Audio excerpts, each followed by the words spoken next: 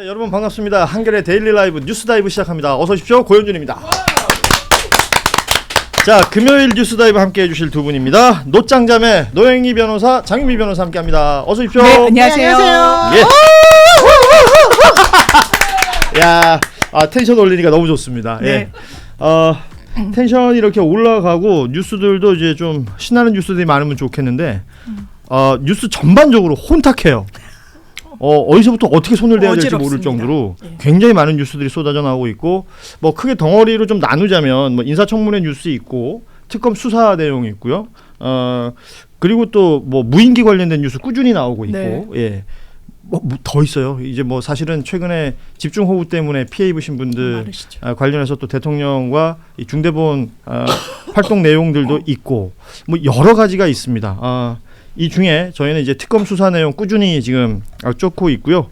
또 2부에서는 저희가 무인기 이야기와 또 국민의힘 정당 내에 여러 이야기들이 또 있지 않습니까? 관련 이야기 오늘 하나하나 짚어가도록 하겠습니다. 일단은 오늘 윤석열 구속적부심 오전 10시 15분에 예정이 돼 있었고 정상적으로 시작을 했는데, 특검 조사나 그 재판에 불출석했었잖아요. 잘못 안 했죠. 안 나왔죠. 이 구속적부심에는 1시간 일찍 출석을 했대요. 그러니까요. 아무튼 뭐 너무 그 안에 있기 싫었거나 네. 좀 일찍 나오고 싶었거나 뭐 이런 마음이 있었을 것 같다라는 생각은 드는데, 내란 특검팀에서는 이 구속의 정당성을 주장하기 위해서 100여 쪽의 의견서 제출하고 또 PPT도 준비를 했다고 그러고요. 윤석열 측은 계단을 오르기 힘들 정도로 건강이 뭐 지금 좋지 않다, 건강에 대한 우려가 있다라는 부분을 호소했다고 합니다. 뭐 일반적으로 이렇게 되면 의료진의 판단을 받아야 되는 거잖아요. 그런데요, 정말 뭐 중병에 걸렸다거나 그럴 때는 통상적으로 구속집행정지를 신청하면 되는 거예요. 근데 지금은 아예 이 구속적부심을 했잖아요. 예. 구속적부심은요, 요건이 구속영장을 발부한 재판부가 판단을 잘못했다거나 아니면 이후에 사정 변경이 생겨서 구속의 필요성이 없어졌다거나, 이를테면 피해자랑 합의를 했달지 자백을 했달지 이런 사정 변경이 있을 때 한번 해볼 수 있는 건데, 아마 이런 법리에 방어하고 그럴 수 있는 상황이 아닌 걸 알 거예요. 예. 그런 논리조차 세우지 못한 걸로 보이고, 네. 영장 실질할 때도 항변이 아주 궤변에 가까웠었고, 그러니까 지금 굳이 한다는 거는 아프다 어쩐다, 아프다고 해서 풀어주는 절차가 아니에요. 그런데 이 부분과 관련해서 계속 어떻게 보면 동정론, 장외전, 여론전 이런 걸로 펴는 전략으로 완전히 맞서고 있구나.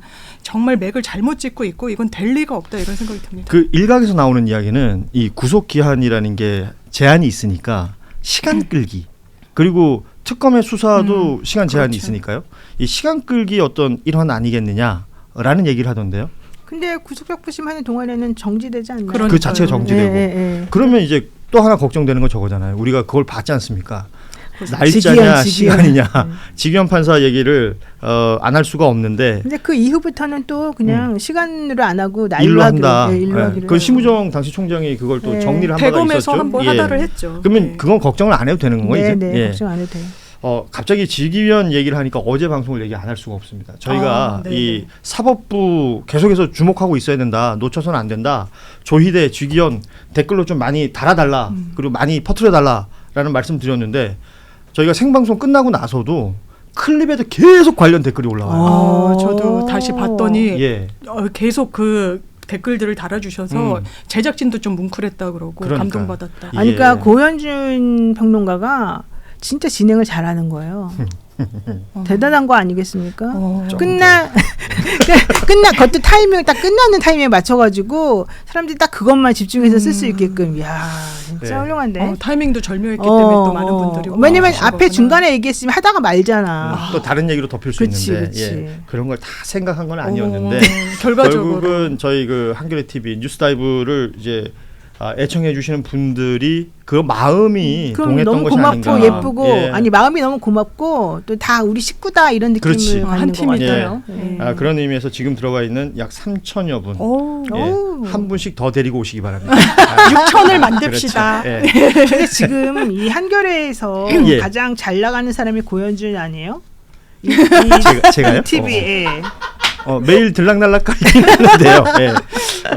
더 잘 돼야죠. 지금 뭐 구독자 수도 빠르게 늘고 있다 그러고 너무 여러모로 이제 좋습니다. 뉴스다이브는 좋은 평가를 받는다라는 얘기를 해주셔서 고맙습니다. 네. 이게 뭐 저희가 하는 것도 있습니다만 결국은 와서 보시고 댓글 달아주시고 좋아요 네, 다 눌러주시는 우리- 분들 네. 덕분이니까 예, 저희가 잊지 않고 있습니다. 그리고 여러분한테 보답할 수 있는 시간을 꼭 만들겠습니다. 예. 잘생긴 분이 진행도 잘하네요. 그런 지훈이 댓글이 이수님. 예, 있으시구나. 그런 댓글을 할 때는 좀 완샷을 주라고.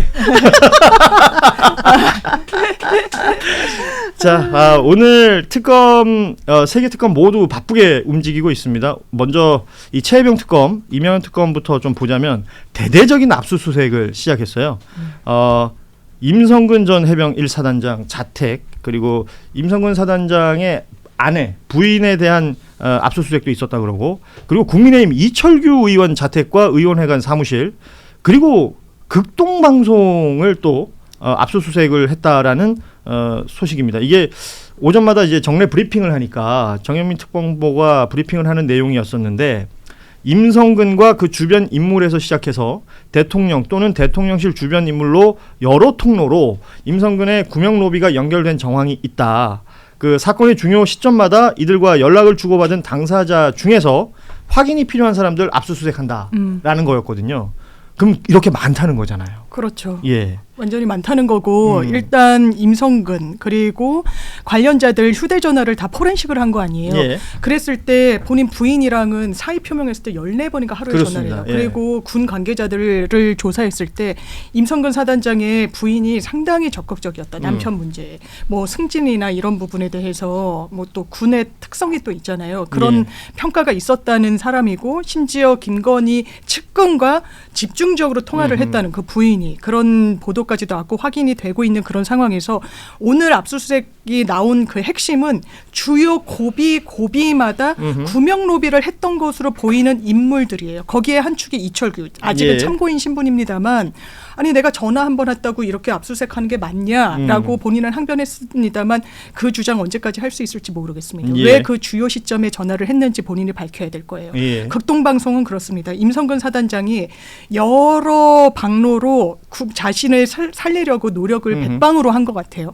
그랬을 때 해병대 군종이 있습니다. 백모 해병대 군종 목사가 예. 있는데 거기가 김장환 목사랑 상당히 가깝다라고 하고 김장한 목사는 이제 극동방송 이사장으로 맞습니다. 그리고 임성근 사단장과 이 군종 목사가 아주 주요 시기에 같이 통화를 한 내역을 예. 특검이 확보를 했기 때문에 그리고 이 김장한 목사를 통해 가지고 구명 로비를 했을 걸로 보이기 때문에 김장한 목사는 김건희 씨가 직접 만나기도 했었고 윤석열의 교계 멘토라고도 불리는 목사이기 때문에 또 보수 기독교계에서 미치는 영향력이 엄청 크고 그러니까 수사선상에 오른 거죠. 예. 이게 그 윤석열 씨가 그 검찰총장 아마 했던 시절이었던 것 같은데 2021년 예. 9월 15일 날 조용기 목사가 이제 돌아가셨나 그랬을 거예요. 그래서 순복음 교회. 예, 여의도 순복음교회 거기를 갔는데 거기에서 이 김장한 목사를 만났다는 거예요. 근데 그 자리에서 김장한 목사한테 기도를 받아요.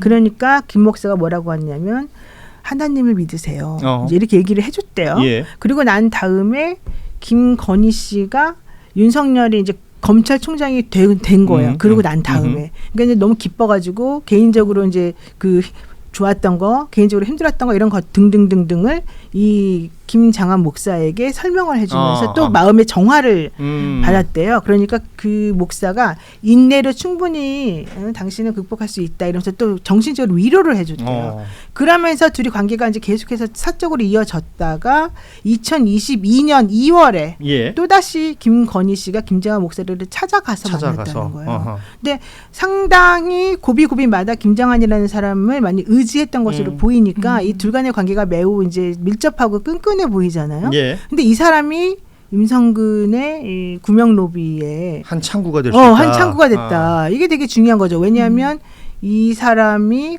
군종 목사? 그렇죠. 이렇게 하면서 결과적으로는 대통령하고 김건희라고 하는 사람에 대해서 영향력을 행사할 수 있는 그렇지. 사람이라는 예. 걸 그렇죠. 확인했다는 거니까. 그러니까 지금 중요 포인트들을 다 얘기해 주셨는데 일단은 이철규 의원 그 이철규 의원을 잘 몰랐던 분들도 윤석열 정부 들어서면서 소위 말하는 윤핵관이란 타이틀에 늘 거론됐던 이름 아니겠습니까? 이철규 의원이 뭐 이 산자위 그 지금 상임위원장이기도 해서 네. 전체 회의 전에 지금 아까 장윤미 변호사가 얘기했던 통화 기록 한 번 있다고 이렇게 무자비하게 군다. 다른 게 아니고 그 기간에 통화 한 번 한 게 다다. 그런데 이렇게 전방위적으로 압수수색을 할 수 있냐 뭐 이런 식으로 항의를 했다고 하는데 포인트는 결국 그 윤핵관이라는 것 맞습니다. 아니겠어요?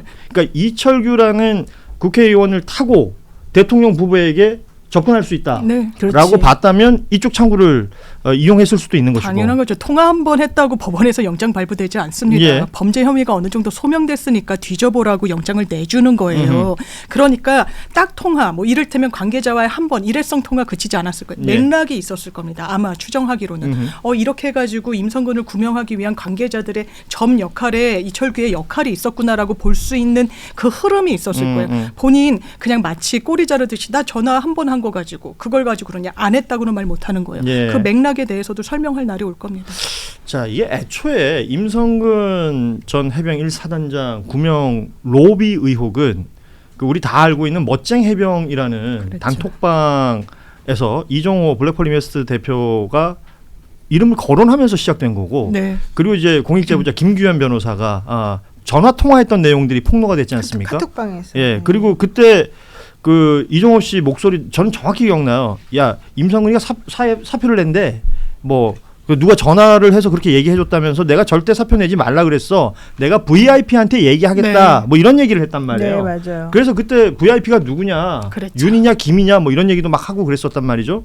이종호 씨는 언젠가 본인은 VIP를 김건희 씨를 얘기한다라고도 말한 적이 있었습니다. 맞아요. 예. 그러니까 여기서 시작된 내용이기 때문에 어찌됐건 김건희로 올라가는 창구에 이게 뭐 극동방송 혹은 그 뭐 기독교계 뭐 김장환이라는 그 목사 이종호, 이철규. 이철규 등을 지금 의심하고 있으니까 여기를 압수수색하는 것이다. 이철규 의원은 정보통이잖아요. 그래서 그렇죠. 정말 수많은 경찰 정보를 정보. 다 가지고 있대요. 그렇죠. 그리고 예. 이철규 의원이 되게 능력자예요. 그렇다고 이 사람이 고등학교를 제대로 안 나온 것으로 의심이 됐었어요. 지난번에 선거를 할 때인데 이 사람이 어느 고등학교 나왔다고 쓴 거예요. 예. 그러니까 상대방 후보가 너 그 고등학교 안 나왔잖아. 아. 이러면서 허위사실 유포로 이 공직선거법 위반으로 이 사람을 고소를 해요. 음. 근데 1심에서 유죄가 나왔어요. 아. 무슨 얘기냐면 A라고 하는 고등학교를 다니고 있었는데 그 학교를 그만둬요. 1학년 때. 예. 그러더니 조금 있다가 B라고 하는 다른 지역에 멀리 떨어진 다른 지역의 고등학교를 가는 거예요.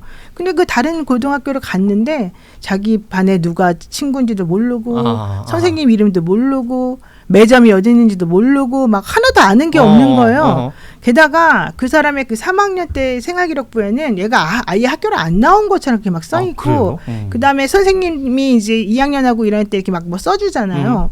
그 내용도 되게 이상한 거예요. 막 급조된 것처럼 써져 있는 거예요. 그러니까 1심 판사가 너 이상하다. 너가 고등학교 나온 거 맞냐? 왜냐면 고등학교 안 나왔으면 그 다음에 이제 대학교가 이게 안 맞잖아요. 그렇죠. 예. 그래가지고 1심에서는 유죄가 나왔어요. 유죄가 벌금으로. 그런데 그게 2심 가서 뒤집어졌어요. 내막이 어떻게 되는 거예요? 그 내막을 모르겠어요. 와우. 와 미치겠네. 너무 궁금해 미치겠다. 내가 아무리 봐도 난 1심 판사가 맞는 것 같아요. 왜냐하면 우리가 보통 너 누군지 알아? 뭐 교장 이름 알아? 뭐 그럼 너 친구 누군지 알아? 짝꿍 누구야? 누구랑 밥 먹었어? 예. 이게 다 나오잖아요. 자기는 빵 먹었다 그러고 매점에도 안 갔다 그러고 자기는 그 학교를 은밀하게 다녔나? 몰라요. 그 자기도 제대로 안 다녔다고 그렇게 말을 해요. 근데 학교 다닌 흔적이 사실은 없어요. 그거 묘하네. 이상하죠. 예. 그렇게 능력자라니까 그 사람이. 아 그게 능력인 거야? 그리고 난 다음에 이제 그 수석으로 뭐 어디 합격하고 뭐 하고 해가지고 저희 끝까지 올라갔는데, 그러니까 이 밑바닥에서부터 저기까지 올라가는 그 과정 중에 이 사람이 수집한 정보가 그렇게 많대요. 그러니까 경찰 출신이고 경찰에서도 그렇죠. 정보 라인에 맞습니다. 굉장히 높은 자리까지 올라갔던 인물이기 때문에 이 정보력은 굉장하다라는 얘기 많이 하고 있고 그리고 정보 가지고 장사를 했다는 얘기도 그렇죠. 있죠. 예. 그래서 이철규 의원 이름이 거론됐던 거는 그 아들과 며느리 그렇죠. 그 마약 사건 관련해서 이름이 거론될 때도 경찰 고위직 출신이기 때문에 그걸 좀 덮고 있었던 건 아니냐 이런 의혹이 그렇죠. 있었던 거 아닙니까? 왜냐하면 뒤늦게 예. 알려졌으니까. 그러니까 이런 것들이 이철규 의원 주변에는 의혹들이 여러 가지가 있는데 그 중에 하나가 이번 특검이 포착한 임성근 구명 로비의 한 창구가 아니었겠느냐라는 그렇죠. 의심 지금 수사가 진행되고 있다는 것이고.